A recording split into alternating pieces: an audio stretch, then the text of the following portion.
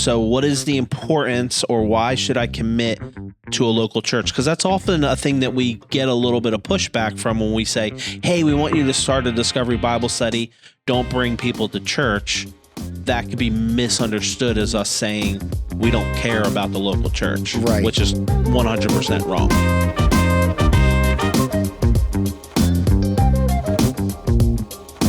Hey, what's up? Revolve Recap. We're back. And we are, we're ready for action. I don't know if you've noticed this, but we got notes, we got Bibles, we got pencils, Billy's, he's ready to rock. So I hope you're ready for an exciting Revolve Recap. But you know what we got to do? Just like Sunday service, we got to get the announcements out of the way. Got to get them out of the way, guys, before we can do anything else. So we got 2 announcements. Boom, boom, boom. Welcome to Revolve Recap. I'm Bill. This is David. And these are your weekly announcements. David, I'll go first. Guys, on 5th Sunday months, that happens 4 times a year, we have a special extended time of prayer and worship, and more like a meditation. And so this August is a 5th Sunday month. And so the last Sunday in August, we have a praise and worship, extended time of prayer, extended time of worship. And we also are going to be laying our hands on, in a good way, not in a bad way, and kind of officially making Fran, the man, one of the elders. Oh, you got to borrow that sword from Seth. Yeah, we got to dub him. Yeah, so. Oh, that would be great. Maybe I should do that. That'd be hilarious. I'd probably take the seriousness out of of what is actually happening, though, which would be disappointing. Would be disappointing. But you know what? As Wouldn't a side be the first note, time. That's kind of like what happened with Tide or Die when we have baptisms and then we push each other into the ocean. Yeah. Speaking of Tide or Die, I regret to inform you, I'm going to try to do this as platonically as possible, that some people in Wildwood complained about our event. Wildwood Crest. And we officially received a legal slap on the wrist and have been told that if we want to do aforementioned event in the future, we will be required to pay a substantial amount of fees and insurance for liability. Which means next year's Tide or Die is going to be a $50 entrance fee, and it's going to be bigger than ever. We have the Zach Brown band's going to play. Whoa, Zach Brown band's going to be there. We're going to go all out for Tide or Die. Pyrotechnics. Yeah. Yep. But you're going to have to pay $50 a head. If Zach Brown's going to be there, it might need to be a little more than that. $55 a head. So anyway, I don't know what that means for the future. We don't know. They're just doing their job, guys. Don't be mad at them. I'm not mad. They're just doing their job. I'm not mad at anybody. Maybe it means we'll do a different beach every year so nobody knows. Yeah. And it'll be like, we'll just like send it out on Twitter like 15 minutes before. This is what City. Go. Yep. We'll see. Second announcement, Davey. Second announcement is so the 5th Sunday is also so we can give I forgot this part. We give our staff, our Revolve Kids staff, a week off, a little reprieve, a little break. So what that means is we still want to have nursery, right? Yeah, it's like a mommy and me room, or daddy and me. So if you would like to volunteer for like a 30-minute block, we would still like a little bit of help, just so you can just comment in the comments on the commenting area. Let us know. And if you got a favorite song you want to hear, let us know. That was kind of funny. I saw you put that on. Shout to the Lord of the earth. Like that one. I am going to say, come. Now is the time. This outline I didn't approve. I didn't actually. Well, just you may have opened up a whole can of, we are going to get 30 emails. Just because you have a favorite song doesn't mean we want to play it. I just want to know what your favorite song is. Oh. So it's a separate thing. It's like a question of the day. Okay. You know what I mean? All right. But so like Higher Ground by the Red Hot Chili Peppers. Favorite song. If I'm really enjoying Christus Victor lately, well, maybe we'll play it. No guarantees. Okay. Because maybe we're just going to do the song It Never Ends on repeat. Okay. I can sing Your Love Forever. Yeah. 45 minutes. Yeah, I love that song. Yeah. So you never know. We can sing it in Spanish. Yeah. Yeah, we could sing it in Swahili. Chinese. Yeah, whatever. All right. Next announcements. Hey, discipleship groups. They're open. They are open. Sign-ups. Get in a discipleship group. Wide open. It's open. This is what we need. We need discipleship group leaders as well, because what we are finding is there's like niche discipleship groups, and by niche I mean it's like ladies only, like the beatniks, like some that just listen to poetry. Yeah, it's all like boom, boom, boom, boom, boom, boom. Rick's just playing upright bass, right. That's all right. it is. But ideally we want to have groups for everybody. But if someone wants to join as a family and they have 2 or 3 kids that are like 6, 8 year old, 10 kids, but we only have like my DG is 5:30 in the morning and it's all men. So we need more leaders so we can have more diversity, because there's people that we're trying to get into DGs that we don't have anywhere for them, because like our family DGs are full. Yeah. So we need more DG leaders, especially so for families. Really, families is the big one. I would say men and women too. Yeah. Actually, everybody. Yeah. Because as I think about it, I'm like, we do need more that are just like men and women together, and maybe a men's group that's not at 5:30 in the morning. Yeah. So if you feel equipped, or even if you don't feel equipped to facilitate a DG, but the Lord's putting it on your heart, we can equip you and get you ready and come alongside you. And we're going to talk about that more today. But DG leaders, we need more of them. DGs, sign up, get involved, because it's the heartbeat of Revolve. Do it. Do it. Do it. Do it. Do it. Now. Like Starsky and Hutch. Do it. Do it. Do it. No, I thought that was... Up, drunk. Do it. I never saw that. Is that the new one? Starsky and Hutch thing.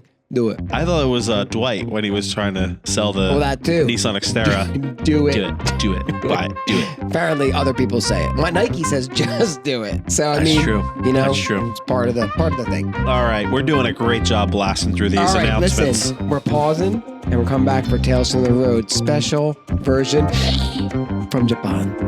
Japan. Hear that.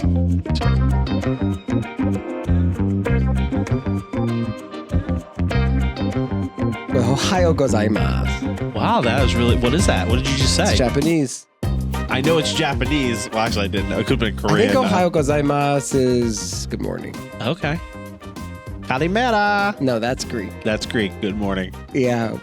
So, Billy, Tales from the Road is a segment. So we're putting question of the day on a pause, and we're doing some Tales from the Road. So just so you know, historically, in our previous seasons of our podcast, we always rotate between Tales from the Road and Question of the Day. So if you're new to the podcast, this is not a new thing. No, it's not a new thing. But people really like Question of the Day, so it's a little bit of a shock. But now we got new people who haven't heard our stories. Yeah. So Bill's doing a special Tales from the Road from when he was in Japan. You were there for a month or two? Yeah, it was like a month back in 2008. You know? So tell us a story from Japan. So got 2 stories from Japan. Oh, you're doing 2 stories? Yeah, but they'll be quick. Okay. The first story is one time when we were in Japan. We were in Yamaguchi-ken Prefecture, and we were, which is fairly rural compared to like Tokyo or something like that. And so the workers who we were with, they had some unique ministries that shocked me.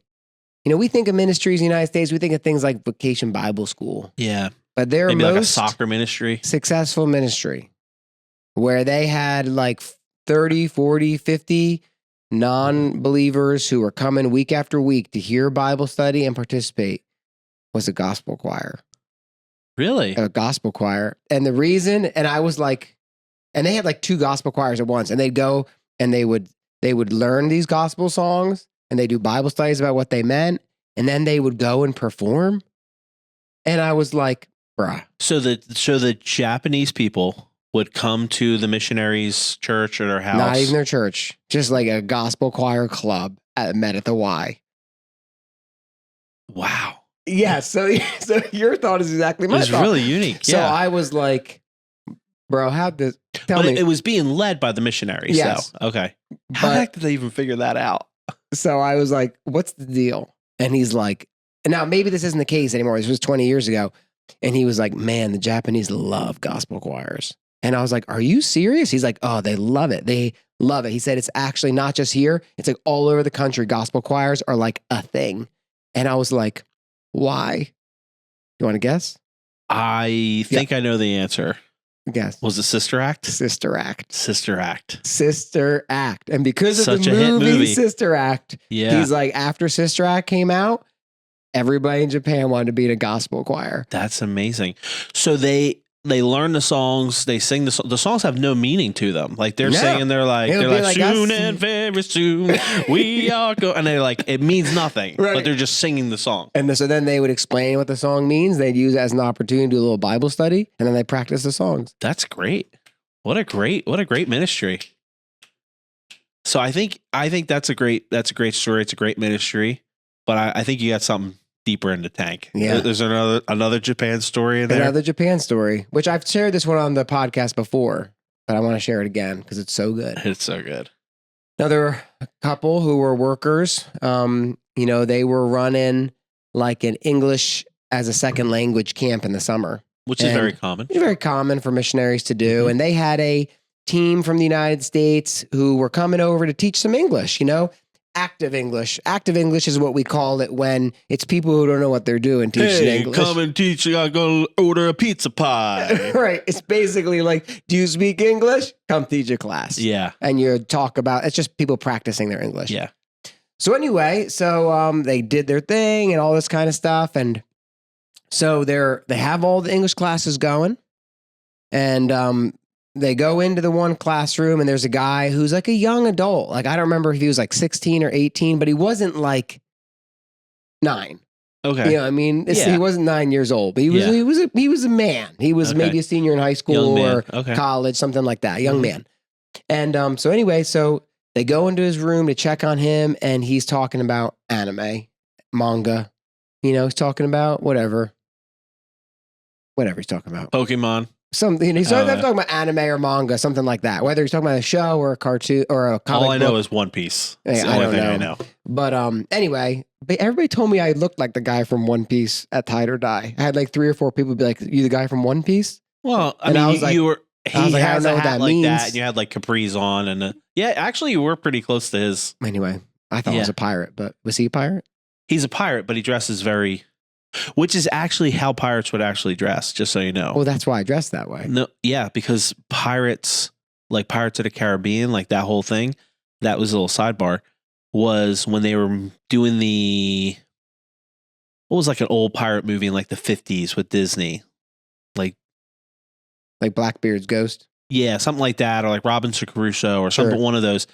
The art director was doing drawings of South American gauchos. So that's why they had like the capri pants and like the striped shirts with the red sash. Yeah. But that's not how pirates actually dress. Right. They'd actually wear like sun hats and like interesting shorts and like vests because of. I'm going to start dressing like a pirate all the time. Yeah. Well. So anyway, so the kids in the anime, he's 17, and he's 18. talking about manga, and they were like, "Hey, whatever his name was. Hey, George. Like, try to get to English lesson. About Jesus. Yeah, we're talking about Jesus, English lesson." And he's like, yeah. No problem. So they leave again, go make their rounds, and they come back. And as soon as they come back, they like open the door. Open the door wide open, and there's George with a wooden katana. Yes. Swinging it down, and it hits a kid on the head and just explodes in half. The sword, not the head. Maybe. I don't know. And so this is literally as they open the door. It's like opening the door, shaka, and they see this katana crack down on this little kid's head. Kid starts crying. They're like, "Oh my gosh, what is going on?" Anyway. Apparently, this kid was obsessed with anime. The whole reason he came to Japan, was not because of Jesus. I hope he's listening to the podcast right now. And whole reason George, you came is because he loved anime, and he just wanted to talk with the kids about anime. And then I guess he started bragging about his katana skills. And one kid was like, "Oh yeah, show me your katana skills." One kid was like, "Show me a video or you're lying." And he was like, "Oh, I got it." Yep. And so the missionaries were telling me the story very seriously. I'm trying not to laugh. And they said, so after that, we added a question on our application of whether if you like manga or anime. And if anyone says yes, we immediately throw their application in the trash. They're not making the cut. Tales from the road. Scary world out there. Yep.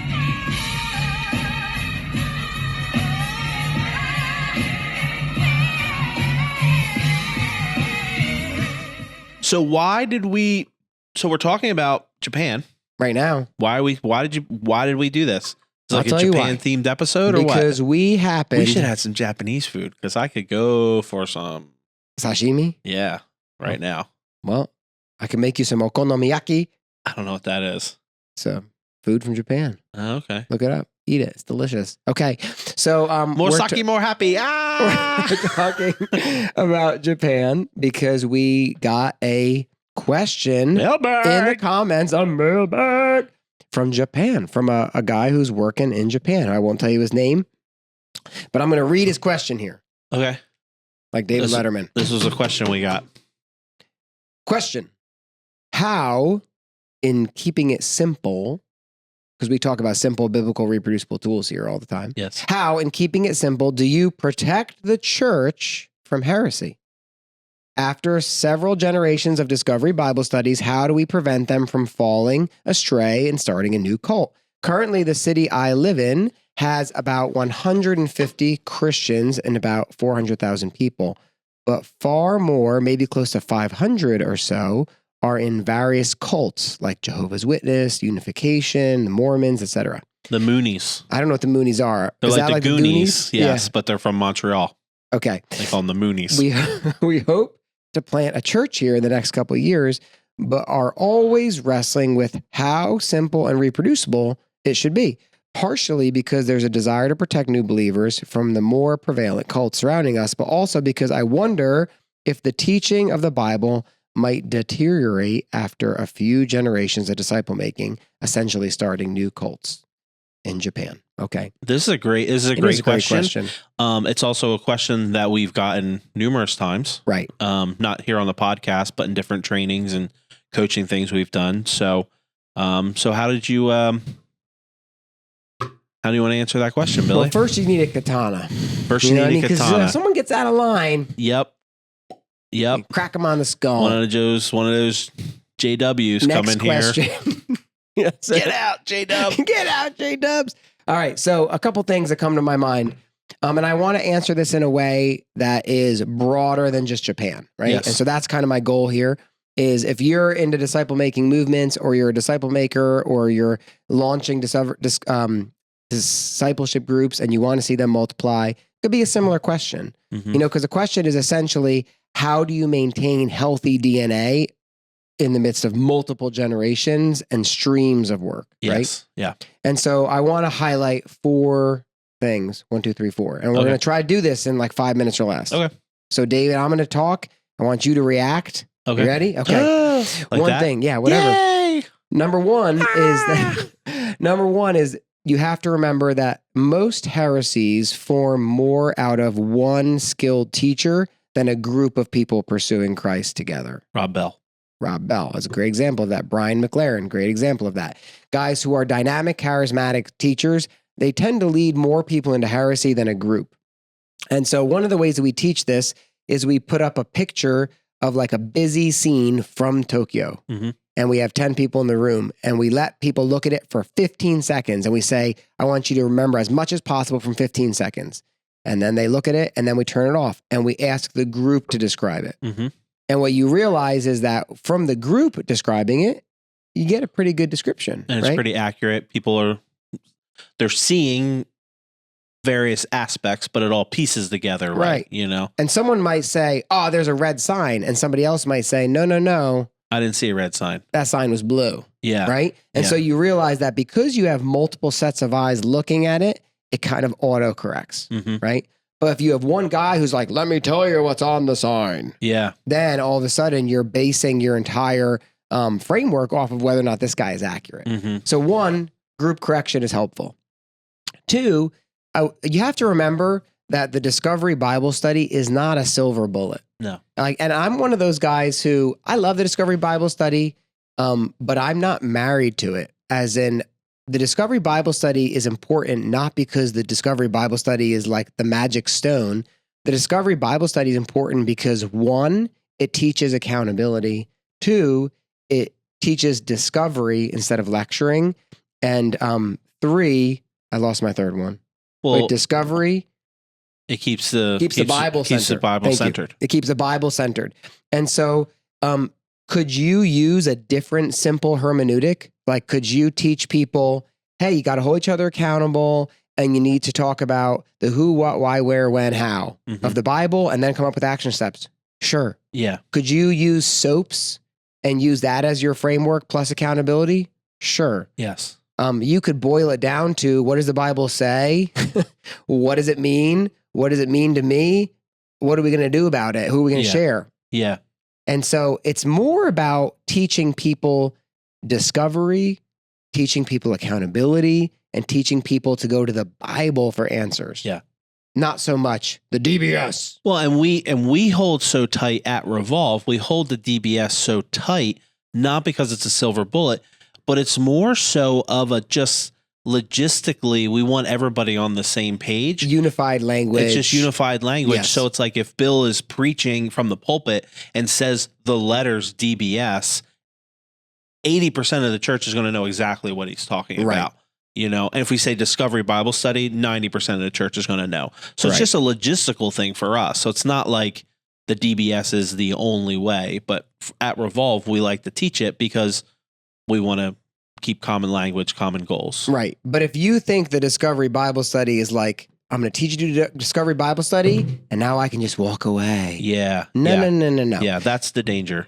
So if you think about it, we often talk about it like this, you know, and in an extreme circumstance, that might be necessary. If you're like in an airport and you meet a guy that's from Pakistan and it's like, here's the Bible. Good luck. I'm going to teach you the DBS. It's better than nothing. Yes. Right? But you think about it like this. You have your large group, mid-sized group, and small group. You have like your gathering, your discipleship groups, and your leaders, right? Okay. In other words, you have less leaders than people who will go to your gospel choir, right? Yes. Gospel choir, Bible study of people who are growing from the gospel choir, and your leaders. So Bill is currently, if you're listening, Bill currently has a funnel, upside down triangle drawn, and the big thing down to the little thing. So. Right. But then you can draw another upside down triangle or that kind of like overlaps it in the other direction. And the point is this, you should be spending the least amount of time with the largest group. Yes. And the most time with the smallest group. And so the point is this, just because your people know Discovery Bible Study, you still should be heavily investing in the few to reach the many. And so you cannot jump over discipling the fruit-bearing leaders from your Discovery Bible Studies or from your DGs. Mm-hmm. Yeah. So, and this was taught to us by one of our mentors. From Southeast Asia. And that was something that he learned when he saw some movement. He was like, I needed to invest more in my leaders. And that doesn't mean that you're like messing it up. It actually is what we see modeled in the Bible, right? Yeah. That Paul invested heavily in the few to reach the many. He invested heavily in Timothy and Titus, trusting the work to them. Yeah. And so if you have high fruitful bearing leaders, you should be spending time with them. Yeah. And that means that you still need to use discovery and make the Bible central. And like, it's better to teach people doctrine from the Bible than to teach it from Wayne Grudem systematic theology. But the idea is that you're embedding that DNA in them. Yeah. And so those would be my kind of like quick points in terms of how do you prevent heresy and also how do you kind of keep health multiple generations down the road. So let's keep going with that. And I hope that to our friend who messaged us online, hopefully we'll send them Mr. Roboto. We'll send them this video. Hopefully that helps with your questioning. But let's kind of dig deeper now for more questions for everybody is the importance of discipleship, importance of church, importance of elders, all of that other stuff, because that's important as well. So let's dig into that. So we're going to take a break, and when we come back, we're going to talk about this question. Do you need a katana to plant a church? That's a great question. That's a great question. We'll be right back. Be right back.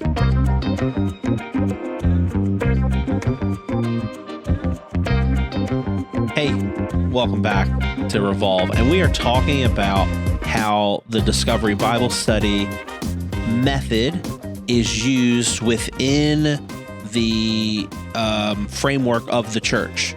So we don't want to see discovery Bible studies as group gatherings, any type of Bible study, replacing the church, right? So what is the importance, or why should I commit to a local church? Because that's often a thing that we get a little bit of pushback from when we say, hey, we want you to start a discovery Bible study. Don't bring people to church. That could be misunderstood as us saying we don't care about the local church, right? Which is 100% wrong. Sure. I mean, the local church is God's plan to reach the world. Yes. Right? Yes. And so that's God's plan A. There's no plan B. And so, and by the way, I think this is also one of the main reasons why organizations like the 9 Marks and Radius International and other missionary thinkers are so, they're so rejecting of the Discovery Bible Study and disciple making movements. And so if you're listening, Radius International, hope I can spread some wisdom on what we believe here. Yes. A little old Revolve. So let's define some terms. What is a church? What is a Bible study? Yeah. What is a healthy church? Yeah, you got to begin by defining terms. And so I like to define a church would be people who are born again believers. And ideally, they should be baptized born again believers who identify as a church. So the simplest definition of a church, not a healthy church, just the simplest definition of a church, I would say would be born again, baptized believers who self-identify as a church. Okay. And now that's different from a healthy church. And so we often will use the illustration of like an acorn versus an oak tree. A church is an acorn. Paul went through, he gathered them into a church, and then he went back later to appoint elders. They weren't healthy the moment they became a church, but they were a church. Yes. Okay. And so there's a difference between a church and a healthy church. And I think part of the complexity is that we should obviously strive for health. Yes. Like the goal shouldn't be to plant an unhealthy church. No. Right. Not a good goal. But that's different from a Bible study. Yes. Because a Bible study does not self-identify as a church. Yes. It's a Bible study. It wouldn't and you can't say like, well, we are the church. And so wherever we are, no, when I meet you in a Walmart and we talk for 5 minutes, we didn't just become a church, right? But like if I have a Bible study of 15 people and we decide we want to become a church, we can. Yeah. Right. And so it's not that you need to have a certain number of members or a certain size, or you need to meet on a certain day of the week, or you need to preach for 45 minutes. It's about self-identifying in a covenant community. We are covenanting together as the people of God. Yes. That's the basic definition. So let's look at that word, what the covenant community. What does that mean to be a covenant community to one another? Well, Jesus talks What's about... a covenant? Sure. Well, a covenant is God's promissory language in the Bible. Yeah. And Jesus refers to the new covenant. And the new covenant, which is people who are born again, born into the kingdom. It's inaugurated by the Lord's Supper. We see that covenantal act of celebrating the Lord's Supper. And so when I say a covenant community, that's my way of saying born again people who are committed to each other. Okay. In this covenant of we are here to love one another, serve one another, grow together until Jesus comes back. So, but isn't that kind of like a discipleship group? Except, like, couldn't I say if I was in a discipleship group with you, I'm committed to you. I'm committed to growing together. Yeah. Aren't we a church? Well, and I would say the answer is if you identify as a church. And we'll kind of get to that in a minute. But the idea is that a church, the difference between a church and a discipleship group is mostly the fact that a church identifies as a church. Okay. In other words, we are gathering as a church for this purpose. There's no mystery to it. Everybody who's there knows it's a church. It's not like, well, George thinks it's a church, but Frank thinks it's a Bible study. And Frank goes to this church on Sunday, but then he comes to this Bible study. But the lady here who comes to that Bible study, this is her church. That's very muddy. Yeah. Everybody who's there knows this is a house church. Yeah. So one thing I want to just make sure we just reiterate is a lot of times we talk about this kind of stuff and it seems really black and white, but it is muddy to where someone may identify as a church, but we're shooting for a healthy church. Right. So just because someone, we could say, well, they're an unhealthy church, so they're not really a church. Well, no, they're a church. If they're identifying as a church, they're just not healthy. Right. And I think there's like some gray, like if I had 5 bros in a dorm room and they're like, they met on Wednesday night and they're like, this is our church. Yeah. And it's like, No. Yeah. That you have a Bible study because you're. Well, let's get into it. Yeah. All right. Let's get into it. All right. So the first thing, question that we're wrestling with is why should you commit to a local church? Because we live in a day and age where you can just watch podcasts, listen to sermons, stream online. Yeah. I don't think any of those things are committing to a local church. You can give online. So what I mean, physically gathering with a local church, why should you commit to that? And so the first thing on our list is this. God commands you to gather. Yeah. God commands you to gather. So we see that in Hebrews chapter 10, when the author says, do not neglect meeting together, as is the habit of some. There's nothing new under the sun. Yeah. But do so all the more as the day of Christ draws near. Why? So that you can encourage one another and stir one another up to love and good deeds. Yeah. And so there's a purpose in why we should gather. So how would you say that in your own words? Why do we gather? Well, it's commanded. It's in the Bible, right? But we need one another. And I think that as someone who is a part, and I said this in prayer this morning when we were gathering together, we gather on, just for Revolve, just as a reminder, we do gather Monday mornings from 9 a.m. till noonish, yeah, to pray. And I prayed, and just, like Jerry, I made a joke earlier in the week, and Jerry was like, you know what? You got to stop putting yourself down when you joke. And it was like, that was good. Thank you, Jerry. That was encouraging to me. And if Jerry and I weren't in community together, I wouldn't have gotten that encouragement. Like if a YouTube guy made that comment. Yeah. Like, but it's whatever, like, but bro. Jerry doesn't, but the YouTube guy couldn't make that comment because he doesn't know me. Sure. But it's like, Jerry knows me and he knows who I am and he knows my tendencies to do that. And so it's like, we need one another. Yeah. Well, and that we need one another. So why does God command Christians to gather? Because we need one another. Yeah. It is when God created, he said, it is good, it is good, it is good, it is good, it is very good. And then he says in Genesis 2, it is not good for man to be alone. Yeah. So you are a communal person made in the image of a communal God.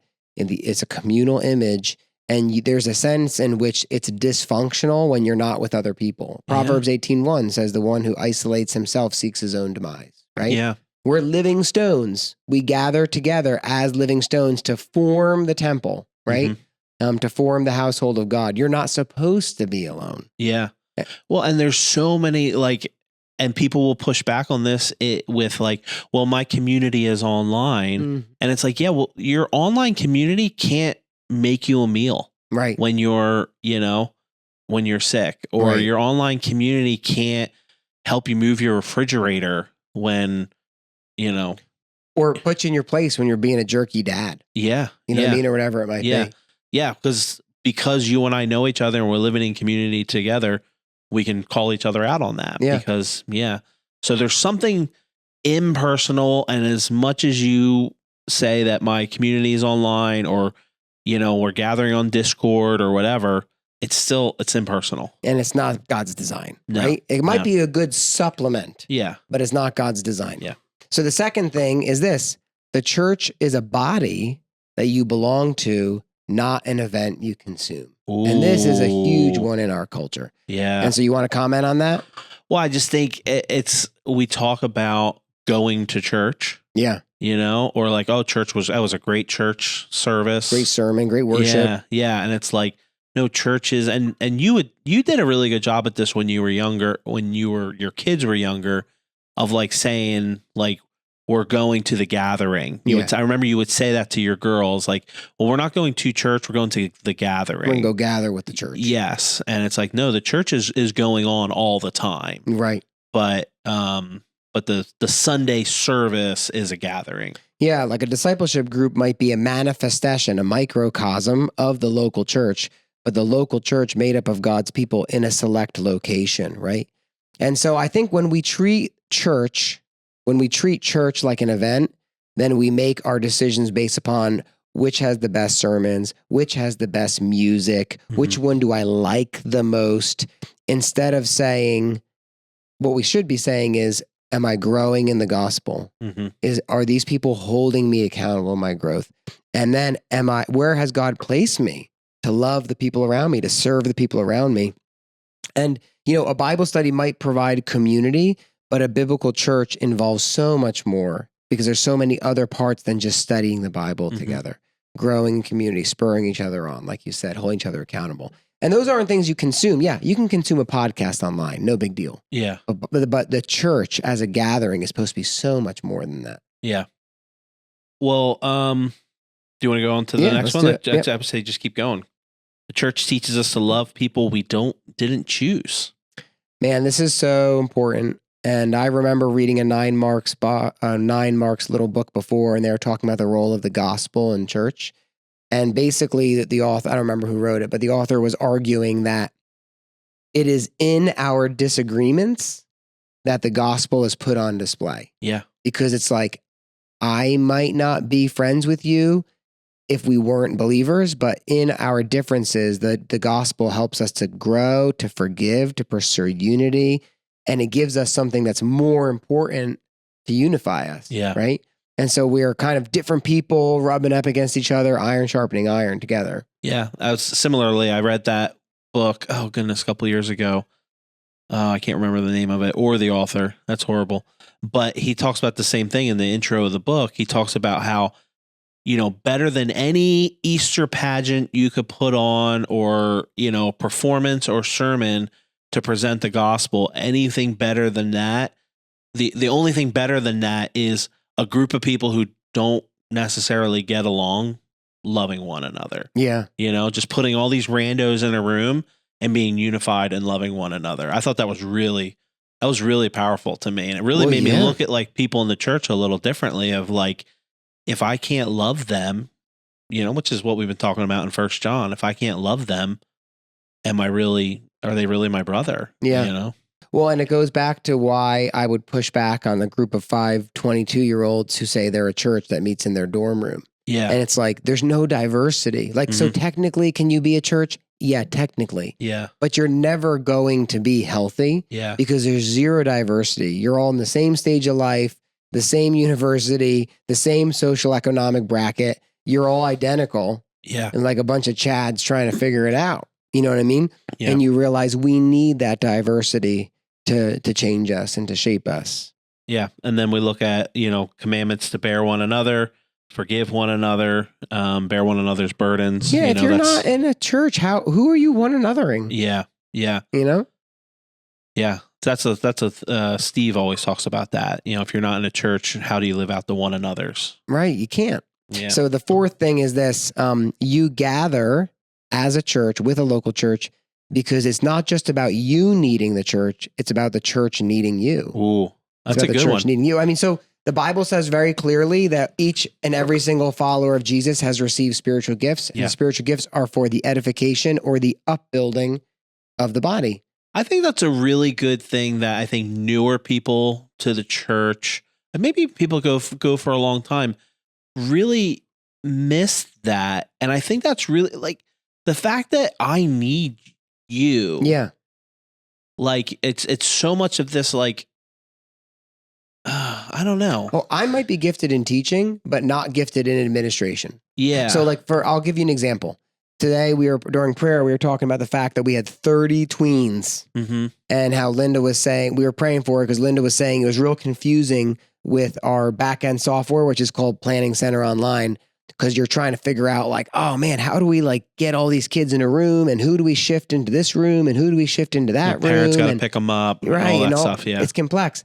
And everybody was talking about how stressful it was. And I just kind of paused in prayer and I said, the beautiful part of the church in that we're all a diverse body is that somebody is licking their chops right now. And they're like, oh, I'd love to figure out this puzzle. Yeah. Like for us, we're like, oh my gosh. But for them, they're like, oh yeah, this is my jam. I remember when you guys went to Southeast Asia 2 years ago, Melissa went and her whole role was babysitting. And you were just like, I cannot believe there's people in this world that love doing that. That just want to go to Asia and babysit. Yeah, but if like you told Melissa, you were like, you got to train 40 missionaries on how to, reach the ends of the earth for the gospel. Yes. She would be like, I'd rather play with babies. Right. And so the point is, we need you. Yes. And not in like, I need your money. That's not what I mean. And that's the mix up that I think people think. They're like, well, they need me to come to church because they need my money, or they need me they need me to be in the nursery. It's like, no, we only want you in the nursery if you love babies. Right. You know? Right. And the point is that you have something to offer. Yes. Like you have gifts, you have skill sets. You're special. You're special. Like a little snowflake. snowflake. No, but we were just talking about this before we started recording, that we both know a couple people who are just awesome businessmen. And it's like, they talk about stuff and I'm like, what are you talking about? What are you talking about? Yeah. I don't even understand the words that are coming out of your mouth. Yeah. And that's probably how they feel when they listen to me talk. Yeah. And so the point is, hopefully I explain it better, but the point is everybody's different and we need each other, as I need you and you need me. So it's not just about, well, what did I get out of church? It might be, well, Lord, how can I help someone today? How can I pray? How can I encourage? How can I serve? How can I give? How can I come alongside somebody? Yeah.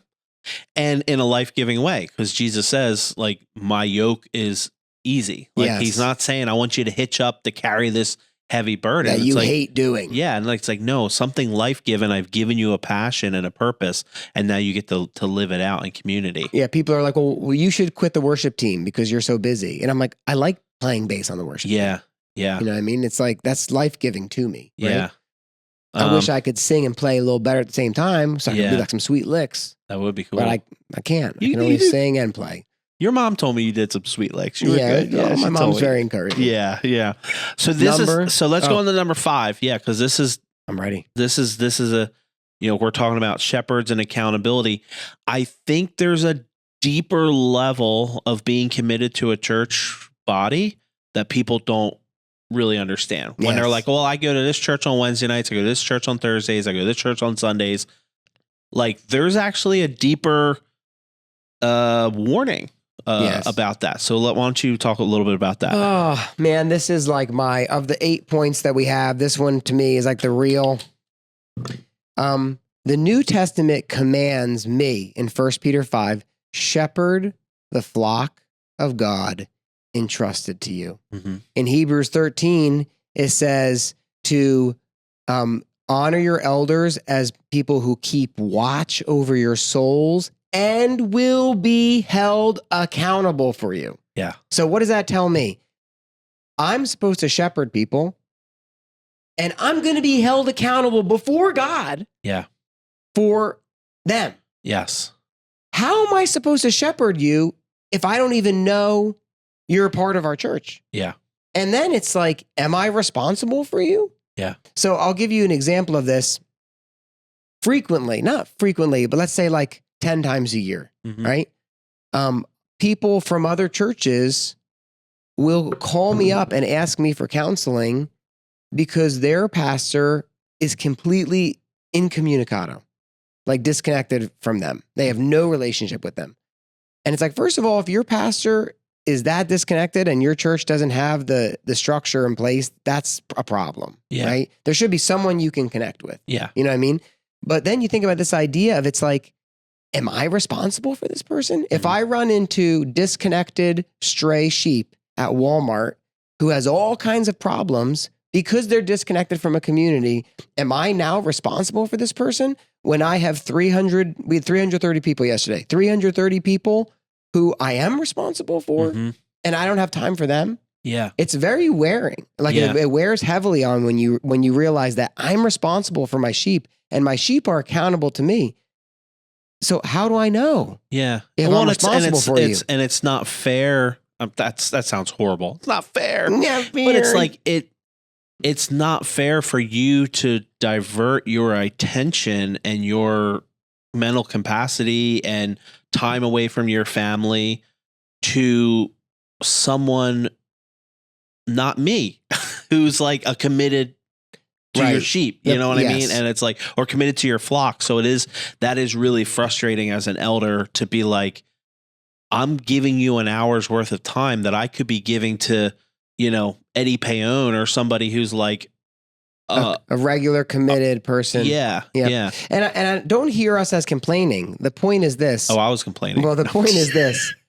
A biblical Christianity means that you should be part of an identifiable flock under identifiable shepherds who are responsible for your soul. And so to go back to the idea of like, well, a Bible study versus a church. And let's say that, let's use Eddie as the example since you mentioned him. Yeah. Let's say that he just wanted a shout out. Say, yeah, Eddie, what's up, bro? Let's say that Eddie's like, this is a Bible study. But let's say that there's someone who goes to Eddie's group, Susie Q, who says, this is my church. Mm-hmm.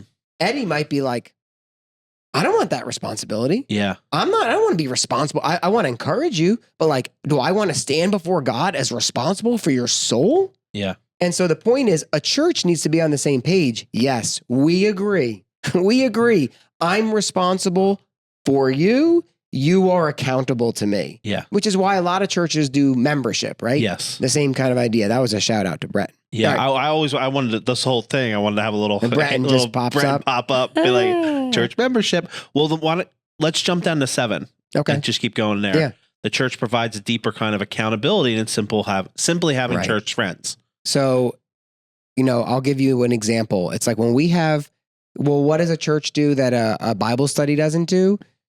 Spiritual care, spiritual oversight, spiritual counseling, also discipline. Yeah. So I'll give you an example of this when I'll kind of like fudge the details to protect, what's the term? Anonymity. Yeah. Situation in the church, I approach person and I say, hey, you can't be doing this. And they're like, oh, you're right. Like, yeah, I shouldn't be doing that. I got to stop doing that. I say, well, yeah, I appreciate that, but you're going to need to step back from leadership until it's sorted. Mm-hmm. And all of a sudden they're like, what? And then they leave the church. Yeah. Because the point is that like, it's easy to just say you're sorry and then keep doing what you're doing. Yeah. But when there's a consequence for it, like, hey, you got to step down from leadership temporarily for 3 months, whatever it might be. All of a sudden, it's like the discipline is heavy. And the point is that a consequence applies pressure to actually get your ish in order. Yeah. Which is Matthew 18. Right. I mean, Jesus lines this out, lays this out, lines Lays it it up. out. He lays it out that, there is supposed to be some sort of church discipline after, certain steps are taken. And it's not to like punish them or shame them. It's to get them reconciled. To get them reconciled and to want to be obedient, because there should be a pain. And this is the problem that we have in, American churches. There's not a pain if you get separated from the church because you can just go to another church. Right. Just stream online. Yeah. Right. But you think about it like with your kids. But there should be a pain being disconnected from the church because it should be that important of a community. Right. Right. And you think about with your kids, it's kind of like saying, hey, don't do that. Yeah. Hey, if you do that again, there's going to be a consequence. And then, hey, now you're grounded. It's like, it doesn't make you a bad parent that there's a consequence. Yeah. You know what I mean? There's consequences are part of being a good parent. You know what I mean? And so if someone is like having an active affair and you're like, you got to stop. And they're like, I don't want to stop. Then guess what? You can't be a DG leader. You know, that kind of idea. Yeah. That's a made up circumstance. But I mean, these things happen, right? Yeah. All right. Number 8, last one. Last one. We're A cooking. Bible study is a wonderful part of Christian community, but it shouldn't become a place you hide and avoid the local church. All right. So like Bible studies are great. Discipleship groups are great. Somebody can attend several Bible studies, but they can then use that as an excuse to avoid belonging, avoid shepherding, avoid transparency, avoid serving, avoid worship, avoid communion, avoid accountability, avoid giving, but they can be busy with lots of Christian things. Yeah. But they're kind of like a Rolling Stone. Yeah. And they're just like, Papa was a Rolling Stone. He's got kids in every city. Yeah. You know what I mean? But he's not committed to one family. Yeah. And it's unhealthy. That's really going back to what started this whole conversation is healthy discipleship, healthy churches. A part of being healthy is being transparent, is confessing your sins to one another. And it's like, if we don't really know each other and we're like kind of on the surface of like, oh, I see this guy once a month when he comes to my DG, it's hard. And I think there's a challenge too that happens when you are in a discipleship group that's committed to one another.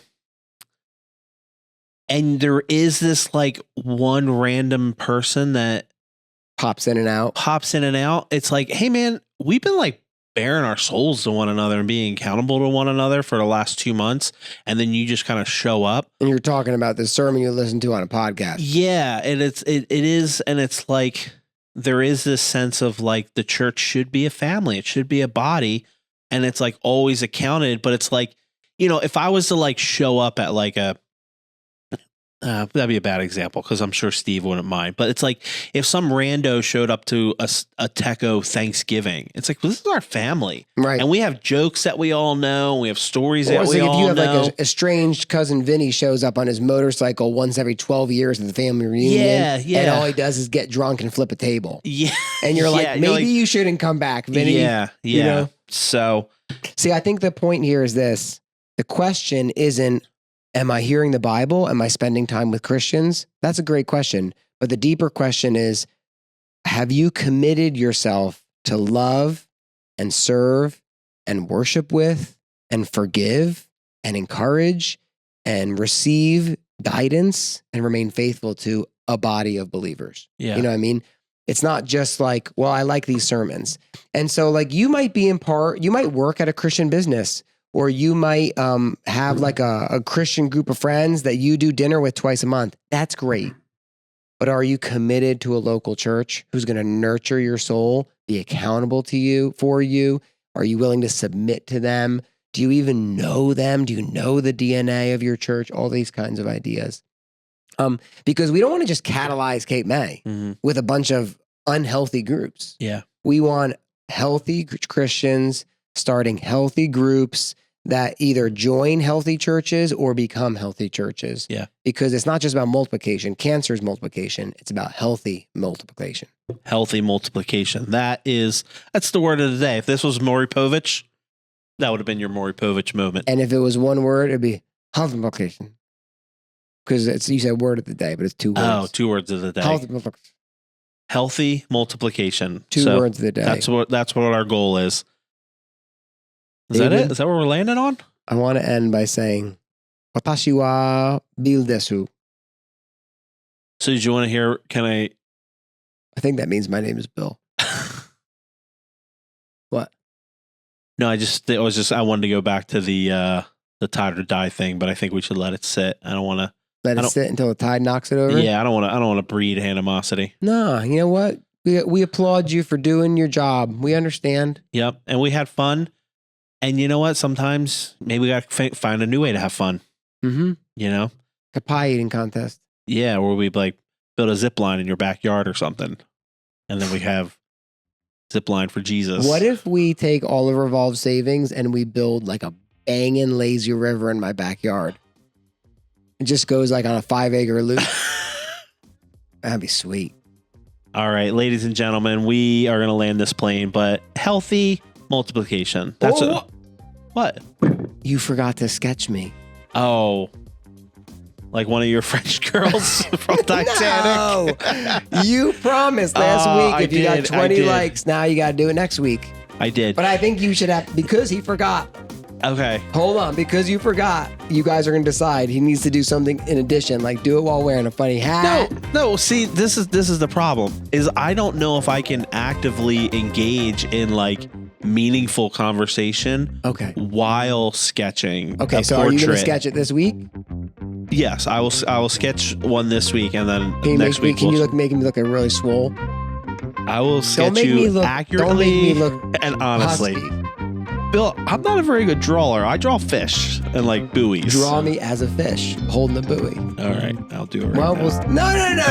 I refuse that. All right, we'll see what he comes up with. Yep. See you guys. Tell your friends. Yep. Tip your waiters and waitresses.